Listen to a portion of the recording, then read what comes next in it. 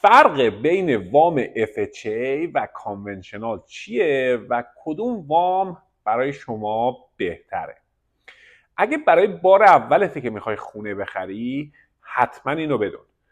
وام FHA با پیش پرداخت کمتری شروع میشه تا 3.5%، ولی بیمه ماهیانه داره.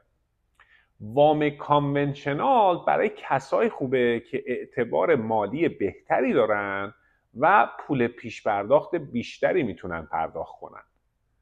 میخوای بدونی کدوم وام برای شما مناسب تره؟